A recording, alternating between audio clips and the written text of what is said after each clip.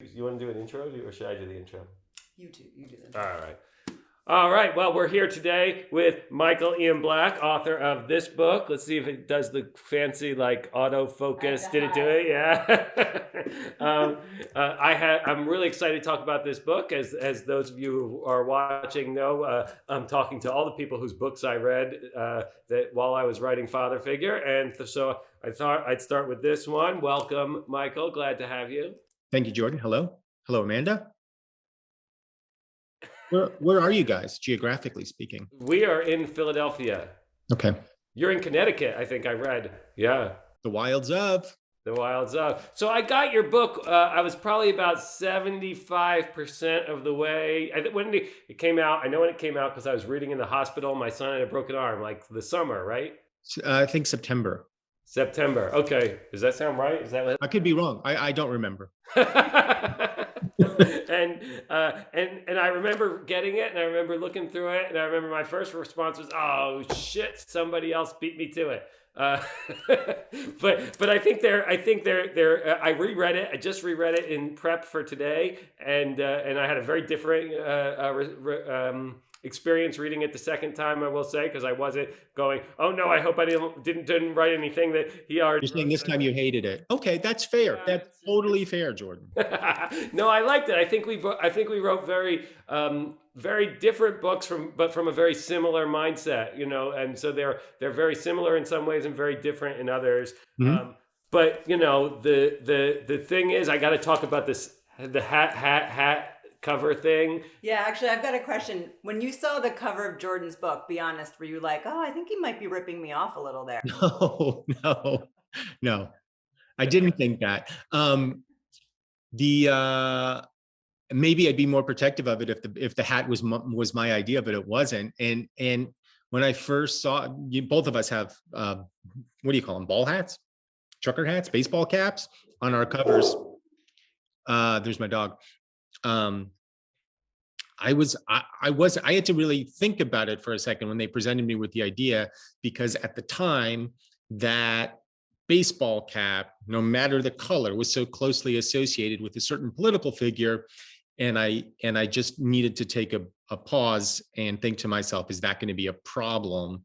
And I decided it wasn't. Did you have any similar misgivings?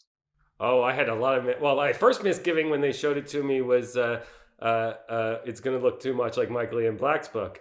And they were like, nobody read it. They were like, nobody read that book. Who cares? They didn't say that.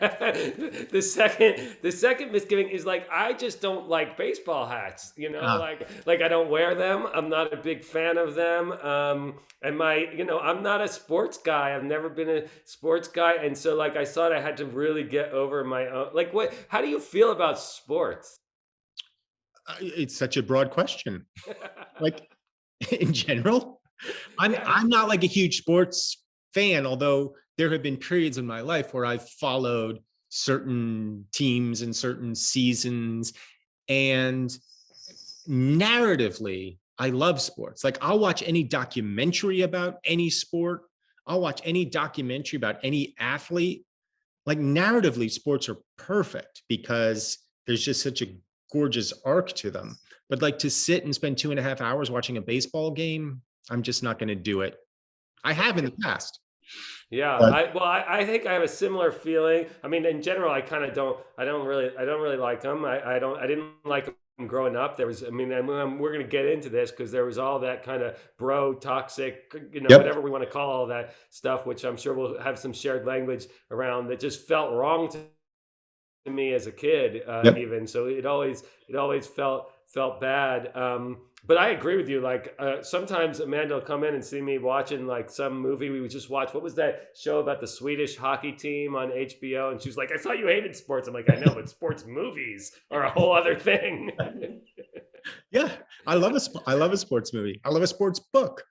I just don't. And incidentally, like when it comes to like the narrative, like I don't care what sport it is. Like I've been watching this TV series. I've seen every episode of it for the past 3 seasons, called Formula One Drive to Survive, about Formula One. I don't give a shit about Formula One, but I love this series. I love watching, learning about this whole world that I didn't know anything about. Yeah, it's really. I mean, I'm totally with you. But let's talk about this though. Like when you were growing up, did you have like I'm curious because for me, my book came very much out of what had been sort of a lifelong sense of just not feeling like I could fit into like the bro circles and feeling alienated and marginalized from them, feeling like there was something wrong. I mean, I don't want to pretend I was perfect. I certainly did have said terrible sexist things in my life. I've certainly mistreated some people in my life, but it felt bad then too. So I'm curious, is that similar for you, or was this like a change of heart when you decided to write this book? No, similar. I mean, I grew up feeling somewhat alienated from the culture that I was growing up in, which was New Jersey, mid 1980s. And that is such a specific hair metal culture. And like New Jersey was kind of like the epicenter in a weird way of like the East Coast version of that. And it was a very jockish town. It was a very like, bro-ish culture that I was growing up in. And, I knew I wanted to be an actor for God's sake. And, no self-respecting guy would be like, I'm going to be an actor when I grew up, particularly like, I was like, I'm going to be a theater actor when I grew up. Like, nobody was saying shit like that. And I knew that I didn't quite fit in. There were also other mitigating circumstances which made me feel a little bit alienated. I've subsequently realized that nobody feels like they fit in when they're growing up. I've yet to meet the person who's like, I fit in perfectly. Like, I've never met that person, but that nobody discussed adolescence in those terms then. I don't know that they do now. Even like the quote unquote popular kids in my high school, like in retrospect, I'm sure they were just as insecure and messed up and, worried about how the world was perceiving them, maybe more so than even I was, because maybe they felt like they had more to lose. So yeah, it was, I definitely felt like I needed to carve something out for myself, and I couldn't do it where I was. I couldn't do it in New Jersey. I knew I was going to go to New York as soon as I possibly could. And I felt pretty strongly that I would find, my people there. And I did. So then, what was the turning point for you when you decided to write your book? Was there something specific that happened or a realization that you had? Um, there were a series of events culminating in the Marjorie Stoneman Douglas shooting in Parkland, Florida. My kids were in high school at the time. Sorry, that's going to be a source of constant annoyance.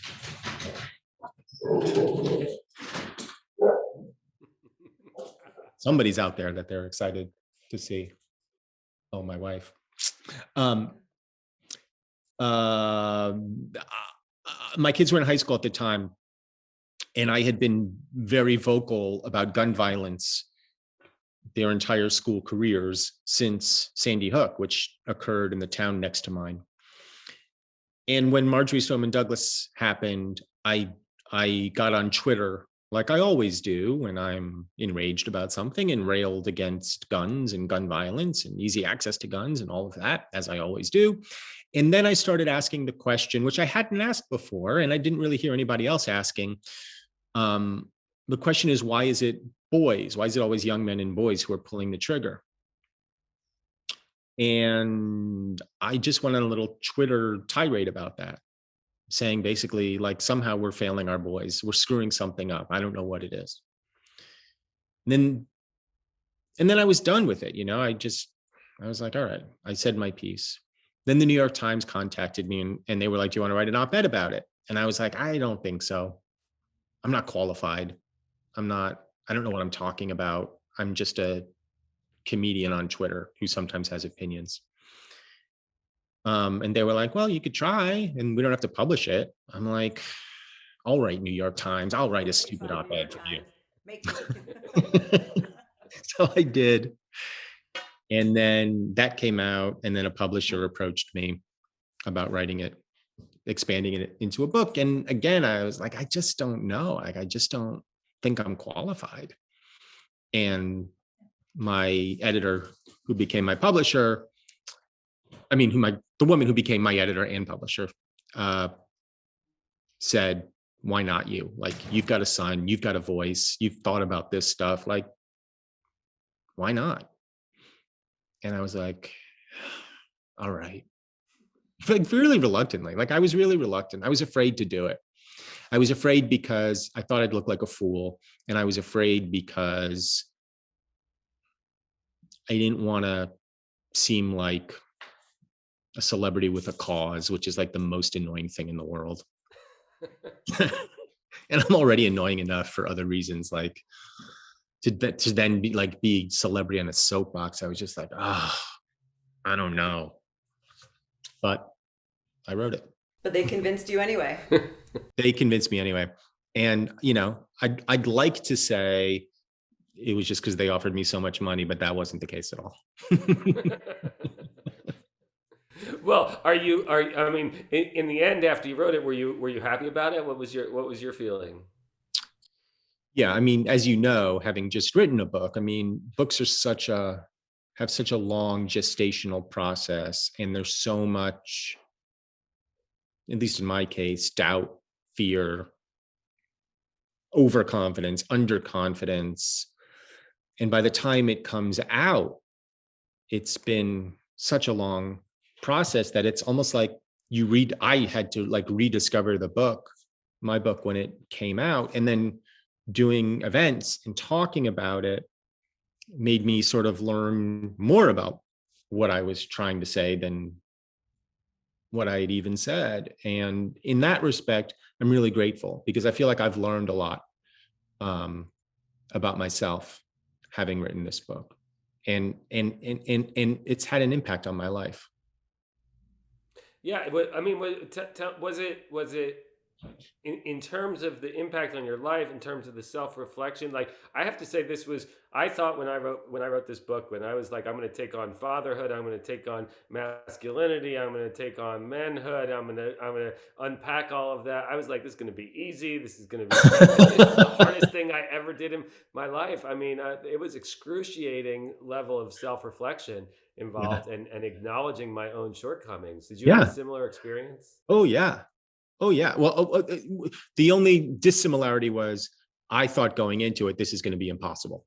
I thought I can't do this. Like, there's just no way I can unpack exactly the things that you just described. I had a kind of instinct about this stuff, but I didn't know that I could synthesize everything that I was thinking, everything that I was reading, into something coherent and cogent. I just didn't have any confidence that I could do that at all. The fact that my book is a letter to my son was helpful, because it gave me a focus. I was able to talk directly to him. But yeah, it did require a lot of self-reflection, and I feel like there's been maybe twice as much self-reflection since the book than even during the book, because I catch myself now much more readily when I'm being a dick. Not always. I'm not always successful by any means. Like, I'm a dick a lot of the time, but I feel like I'm better able to identify what that's about much more readily than before I sat down. Speaking of being a dick, Jordan wrote a synopsis or an angle piece for a scientific journal, and the comments were not super favorable. One man called him a mangina. Do you have any sort of similar reactions? And what's your feeling on the word mangina? I think this is my first encounter with it, or certainly the first time I've ever had to turn it over in my head. I certainly understand what the insult is, because, as I say in my book, and in my book, I'm quoting another book where I say the number one rule of masculinity is no sissy stuff. So anything that's going to tie a man to a woman, anything that's going to say like, you are behaving like a woman, is like the worst thing you can call a guy, which at heart is like the root of everything that's wrong with masculinity. It's, So like, you say mangina. I mean, it's laughable to me. It kind of rolls off my back, but I understand the insult on a deeper level. I understand why that could be perceived as so harmful to a guy. I've been trying with my own teenage boys to sort of shift it around. So whenever they say man, well, one, they now call me mangina regularly, but but whenever I hear anyone use the do the terrible, oh, you're such a pussy, I'm like, oh, you mean super strong and Right. resilient and able to push an entire baby through it and still come out on the other side? I don't think us boys can handle that. No. Well, those kinds of comments to me are just like, whatever. Like you're gonna like no witty retort on my part is gonna make somebody reevaluate their own shittiness. Like I don't even really try. I guess what's frustrating to me, and maybe you'll find this or maybe you won't, is that even when I was writing my book, I knew that the people who I was most hoping would read it never would. The audience for my book in my heart is the people who there's 0% chance will read it.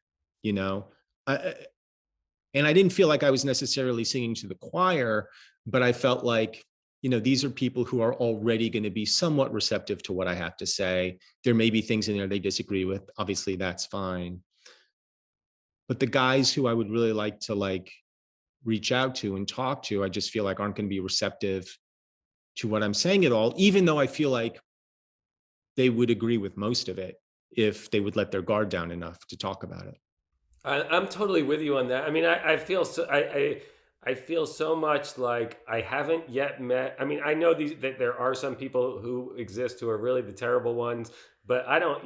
I don't interact with them. Most of the people you interact with them, you go, "Are you for gender equality?" They say yes. Do you think the world should be better? They say yes. You can't say, "Do you want to be a feminist?" Then they say no. But but most people. I mean, I wrote really from a perspective of everyone I talk to, this is who you want to be, and you don't quite know how to get there because we're living in Yeah. a really strange time where I don't know what we call, some people go, call it the devaluation of masculinity, which is absurd to me as a framing, but I get what they're talking about, which is sort of this crisis. I mean, you write a lot about this crisis men are going through, and I think I know what I like when you said the first choice of how you deal with the crisis of not knowing how to find identity through patriarchy is would you call it the Mar-a-Lago approach, which was to Oh, yeah. down on old-fashioned masculinity.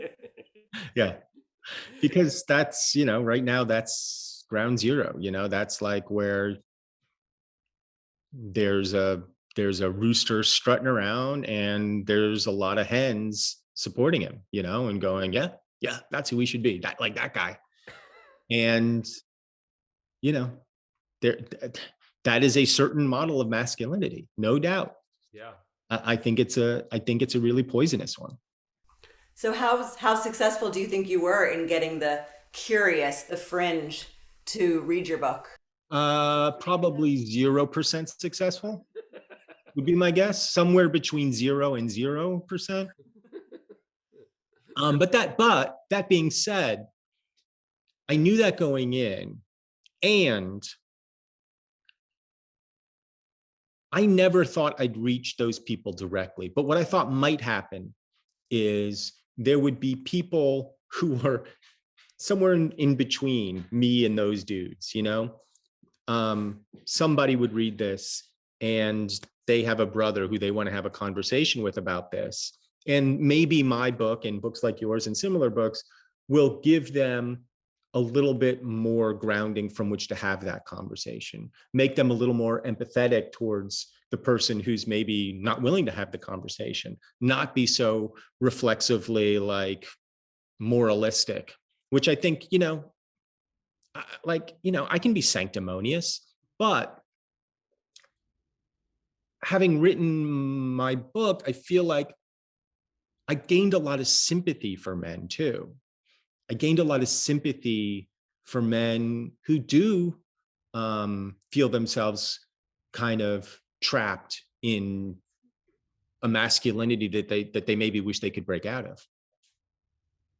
Yeah. I mean, I think I think that's absolutely true. They're trapped, and most of the rhetoric that's on the television, or that the wokeness that's so apparent now I mean, I'm a college professor, and I'll often get it from students. They feel like they're being considered super villains for things that they just kind of were born into, right? I hear it from Sure. students all the time. How can you?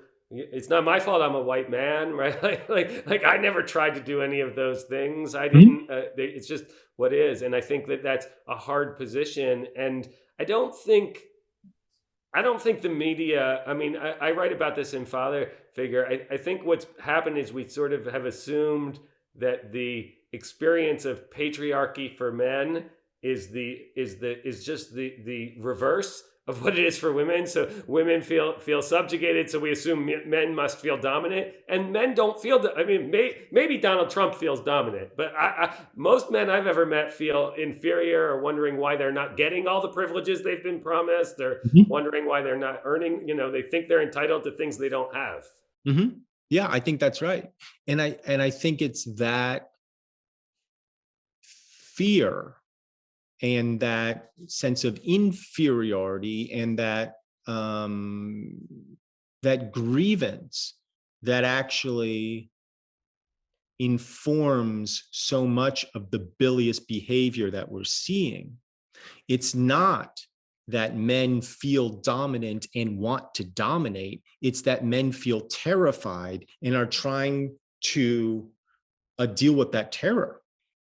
And it makes us act out in bad ways.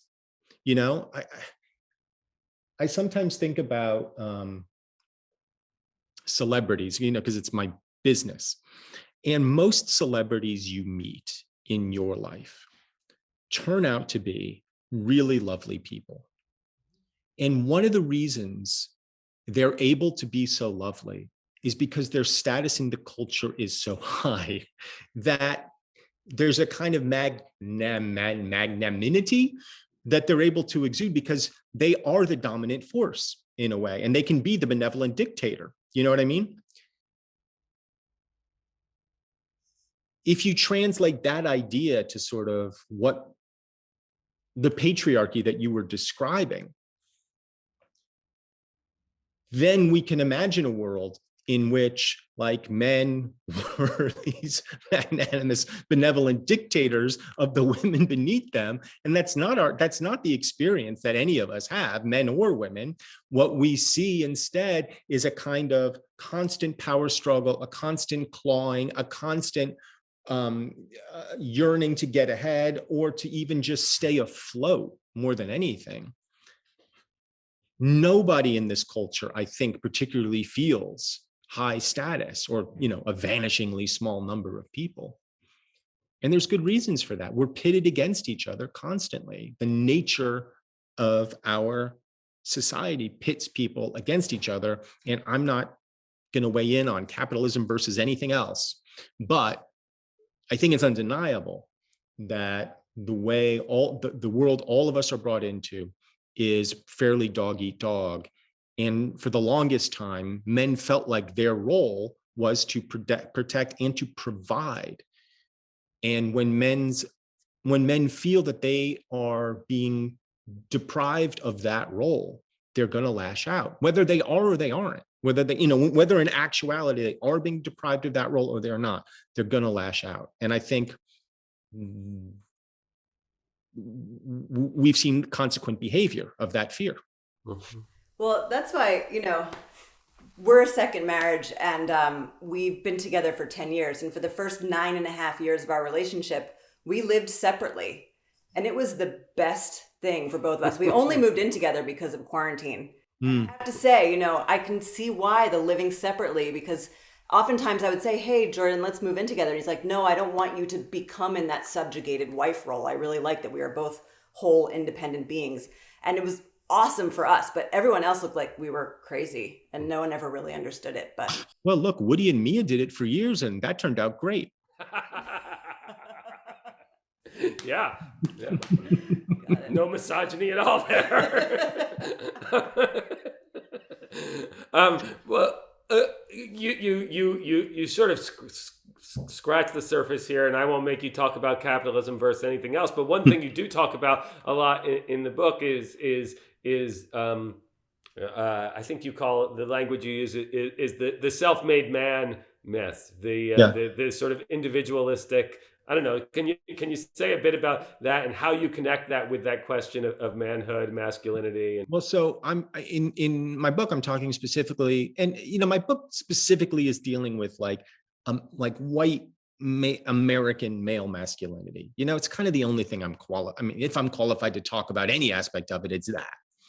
And one of the big traditional archetypes of American male masculinity is the self-made man, the idea that you can create yourself in this culture. And I talk in the book about how the phrase itself originates in the mid-19th century from a Kentucky senator, and I can't remember his name now, who was basically, there was an internal argument in the States against British cotton and tariffs and all this. And this congressman was basically saying, we're self-made men here. Like, we've done this ourselves here on this new land, neglecting to mention the fact that the only thing that made their fortunes possible were the labors of enslaved people. Even in coining the term, he was betraying it. And there is no such thing. One of the pillars of our American mythology is easily knocked away. Frederick Douglass talked about it. Frederick Douglass has a long essay called, I think, The Self-Made Man. And like, if anybody in our nation's history can call themselves a self-made man, it's Frederick Douglass. Yeah, right. And he knocks it down. He says it's not possible. We're all the products of all the people around us, all the people who have come before us, all the people who lift us up. And there's no getting around it. And when we evaluate that idea, we butt up against the strong drive of American individualism, which defines so much of American masculinity. And I think I love individualism. I'm American. I love rugged individualism. I love the idea. I love the idea of being able to make a go of it on your own. I hate it. It sounds exhausting to me, Frank. Well, it is. Keep going. It is exhausting. I mean, as somebody who feels like I've been trying to do it for years and years and years, and it is exhausting. But there is a compelling myth about it. It is the hero's myth, that the intrepid warrior goes out and slays dragons and whatever. And that speaks to something really deep in men, I think, because we all want to be the heroes of our own story. And it translates itself slightly differently, I think, in the American story. But there has to be the recognition that goes with it that none of us are in it alone. And the idea that you're going to fortify your home with an armory of AR-15s or whatever it is, and you're going to fight off the hordes by yourself, I mean, it all just falls apart so quickly. The myth falls apart so quickly. It falls apart the first time you get a cough and you're like, wait, do I have COVID? It just falls apart almost immediately. I think, the story is a powerful story. And I think there's elements of that story that are worth hanging on to, the way I think there's elements of every aspect of traditional masculinity that are worth hanging on to. But there has to be a deepening of that story, an enlarging. That story has to enlarge. Oh, you froze up for a second. Sorry. Oh, I was saying there has to be a deepening of that story, and the story has to enlarge to include more than sort of these very easy bumper stickers about what masculinity is. Speaking of bumper stickers, would you like the mangina hat, the mangina t-shirt, or the mangina bumper sticker? Never mind. No, I got to think about it. Okay. I think the t-shirt. We'll get you one. We'll get you one. No, I mean, I guess I want to ask you, and you made me think about asking this in a different way when you brought up the hero story. You know, at the core of the hero story is this sort of hero, young rebellious hero against the ogre father, the father king. You know, that whole Freudian Oedipal thing, which is built into all of that. I don't even know how I'm going to turn this into a question, but I guess I'll let you do it. What you decide to write this you decided to write this book. We should hold it up again, right? As a letter to my better man, a mostly serious letter to my son. Yes, you wrote it to your son, right? And there's this whole father-son thing. I'm not trying to get him to kill me. That's the last thing I'm trying to do. You're not trying to become the vanquished ruler. No, but like, what about fathers, sons? I mean, fathers, sons, masculinity. Like, that's so. One of the reasons I decided to write this as father figure was because I was like, patriarchy. It's about fatherhood. Not enough people are talking about father. It means fatherhood, literally, patriarchy. And wait, so what conclusion, broadly speaking, do you reach when you're talking about patriarchy and as the knob of fatherhood? Well, I think what I reach is a question about the way that the narratives or tropes or archetypes of fatherhood, the expectations of fatherhood, end up inadvertently holding up a sexist inequity. I mean, we can call that a patriarchal, misogynist. It's also white supremacist. It's all, you know, there's a you know, this whole cis hetero fatherhood is. And the weird thing is that, you know, I think you also spoke to the Dad 2.0 community, right? Like, when you talk to all the dad communities, what you find is a bunch of people who just want to serve their families, who care deeply, who want nothing else but to be the most like loving, perfect father. And yet so many of the roles that we play as fathers in our everyday lives are really have a lot of problematic things underlying them that we haven't even looked at. And when you say, you know, who are the people you want to read it? I mean, to me, I just want to get people to interrogate some of the things we do that we take for granted as normal, good. And in many cases, we think of them as being so thoughtful and compassionate and caring, and they're hurting the people around us. So what's like a prime example of that? Oh, I mean, there's so many. I mean, one that I think about all the time is just this.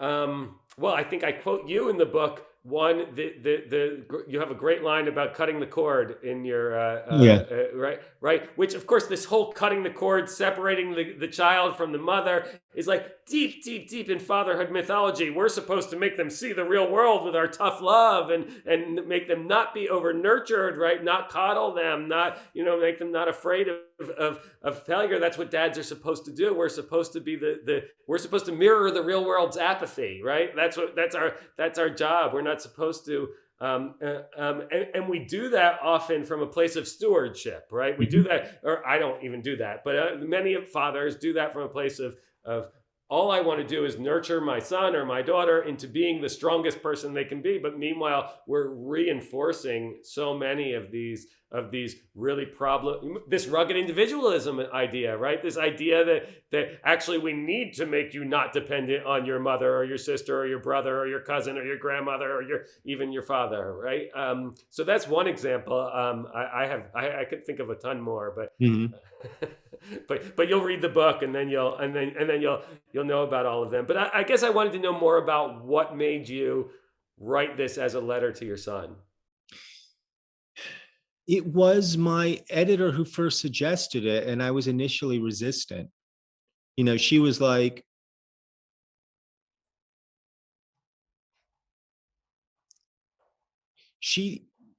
I think she saw something obvious that I couldn't see, which was I had a son who was a senior in high school, about to leave home, and whatever I had to say on this topic would be really well served if I could say it to him, to somebody who really should be confronting questions like this as he's moving into the world. And I think I don't know why I was resistant at first. I think I felt maybe further intimidated by the idea. Maybe I worried it would come across as hokey. But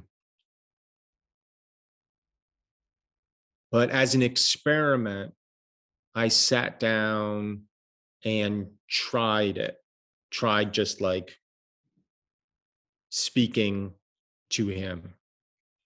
And it was really helpful.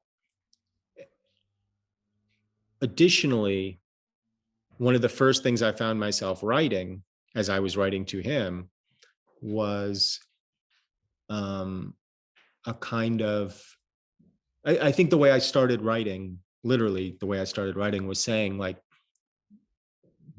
I'm writing to you the conversation I wish I'd been able to have with my own father. And it became apparent to me that the book I was writing was kind of multi-generational in that sense. Like I was writing to my son, I was talking to my dad, and then simultaneously I was having a conversation with myself. And once I was able to sort of get over that hump and get personal with it, it started to fall into place a little bit easier. Yeah. Well, I think we just have two more questions for you, but who knows? Amanda might throw in another one. We'll see. I guess because you're a comedian is why I really want to ask this question. And I've asked it of a few other comedians. I just think it's worth talking about more. Like where do you stand on this whole like cancel culture conversation? You know, half the comedians. I mean I don't have to. I guess for anyone who's not a comedian, I'm not a comedian, but I don't. You know, a lot of comedians are the first to be like, it's so hard to do our job now with all this cancel culture. So I'm curious where you stand on that. I've never felt that way about it. That it makes it hard for comedians to do their jobs. And I say that as somebody who like has said and performed like horrifically offensive stuff in the past. Stuff that I would never do today. Just bad taste, not like racist or anything like that. Although I'm sure people could make the argument that things I've done in the past have been racist or sexist or whatever. And that's all fair game, I feel like. I mean, I feel like if anybody wants to look at my work and go, this is terrible, what you said, I would probably go, yep, yes, it was. And I wouldn't do that now. I wouldn't do that again. That being said, I think the increased attention being paid to the words we use, because when you're talking about comedians, you're really talking about the words. People's actions, I feel like, are not in this conversation. And there are people who, are quote unquote getting canceled for things that they have done. And sometimes I feel like deservedly so. And sometimes I feel like less deservedly so. But when we're talking about words and the way comedians use words, I think this has had a good effect on comedians because it's made comedians be thoughtful in a way that we too often weren't before. I think comedians can make jokes about anything they want. I think if you're a comedian, you can make a joke about the races. You can make racial jokes. You can make whatever, anti-Semitic jokes. You can make whatever kind of joke you want. But and by the way, I think you still can, but you better be able to back that up with something. You better know what you're saying and why you're saying it. You better have put some thought into it. You better be able to defend whatever position you're taking. And you should know what that position is before you say something. It used to be that you could get up on a stage and be like, that guy's gay, and get a huge laugh. You know what I mean? You can't do that anymore. And I would argue that's a good thing. I was watching Eddie Murphy's Raw a few weeks back, and like you watch it now and you can't believe the shit he's saying, not because it's so outrageous, but because it's so demeaning, you know? And I loved that special when I was a kid. Loved it.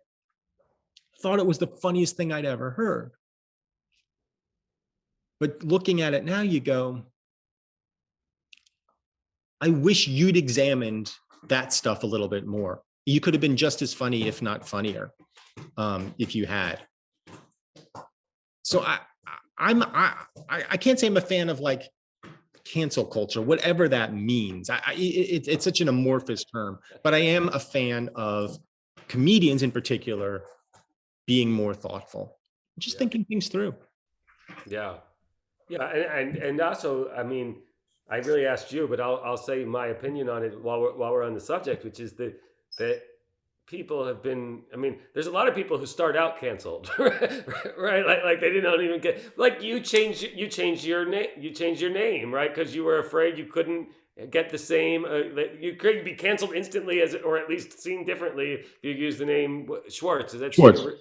Yeah. I mean, I didn't think I'd be canceled, but I think what I thought was growing up, I think I was sort of, and being outside of show business, having no connections to it at all, I guess I sort of thought like, as an actor, I want to walk into the room with as blank a slate as possible. And if I walk in and everybody's immediately going, Jew, then that could be a strike against me, not because they're anti-Jewish, but because they have an idea about me before I walk in the room. I don't know. In retrospect, would I do that again? I don't know. But Black is such a snappy name. God, it's snappy. Really hardcore, man.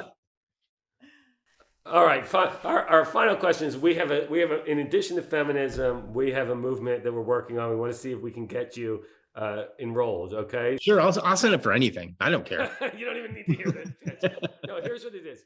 Now I know you don't work in corporate America. Neither do I. But you've heard of Casual Friday. Sure. Yeah, I think Casual Friday is an evil thing. Okay, because I think objectively the best day to get dressed up is Friday. Like, because you're getting ready to celebrate. There's an elevation. Yeah. So I say we get rid of Casual Friday and we actually go overboard with it and we call it Freaky Friday. But I still think we need a casual day, and so my plan is we move that to Monday, and it becomes Mellow Monday, and Monday becomes like hybrid asynchronous day. Like we maintain pandemic life for on Mondays, on Mellow Mondays. I actually think this is also an economic boost, because once we're all dressed up on Fridays, we might as well go out to dinner, bring back the bar business. So we're starting a movement: Freaky Friday, Mellow Monday. I think it's great. I love it. Yeah, good to know. Freaky doesn't say to me dressing up though. Freaky formal to me sounds like dressing up. Formal Friday. Mellow Monday, you're easing into the week. Yeah.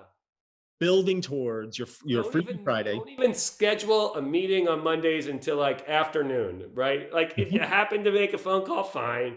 But mostly you should catch up on email slowly, drink your coffee, do what you do on Sunday morning, all Monday morning too. I love it. Yeah. I love it. Freaky Friday, Mellow Monday. For it too. They think it should be like permanent asynchronous school days online on Mondays forever. Yeah. Great for teachers. Great. Yeah. Good. Glad you're on board. All right. I got one last question. Yep.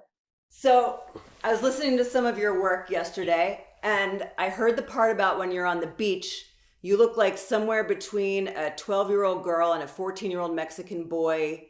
And I'm wondering, and I laughed and I was like, I wonder if this joke is one that you would tell today. Did I just completely destroy it? Yeah, that one's all right. I think it's fine. Okay. I actually don't remember it well enough to know, but I think it's probably fine. Like I don't feel like I'm like so PC.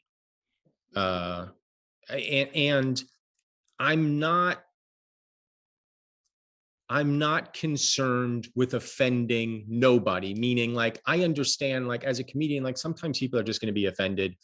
And it gets back to that same thing. Like if you can defend it, okay, you know, but if, you know, but the joke used to be, you know, let's say 40, 50 years ago, you know, you get up on stage and you're making fun of Black people.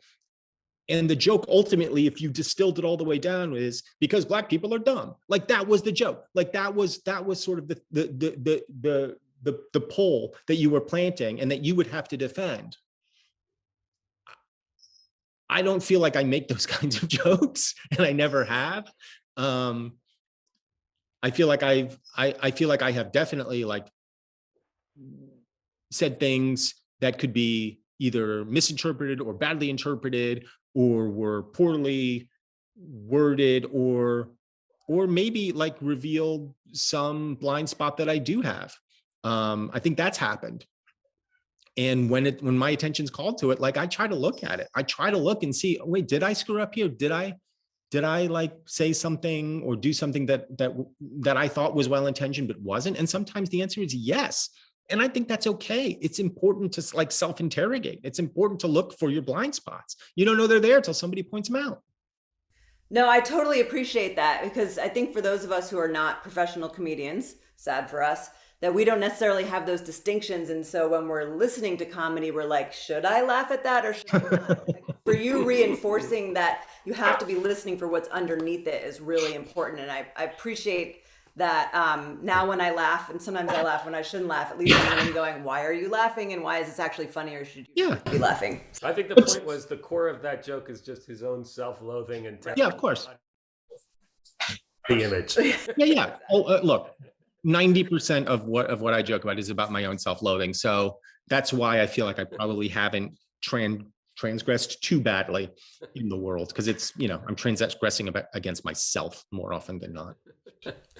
Well, thank you so much for spending time with us today, Michael. We're honored to meet you, and really, really appreciate you taking a chance on this very apparently controversial, radical topic of masculine feminism. Hold this up again. Yeah. No, it's totally my pleasure. Good luck with the book, Jordan. And so nice to meet you, Amanda. And thanks for considering me. And thank you for reading the book. That was really nice of you. I read it twice. But once, the second time out of obligation, I feel like. The second time, you're like, oh God, I got to talk to the guy. I should be more familiar with it. So I get that. But the fact that you even opened it is very humbling to me. So thank you. Yeah. Well, thanks for joining us. Now, I have one more thing I would like to ask you while we have you. Wait.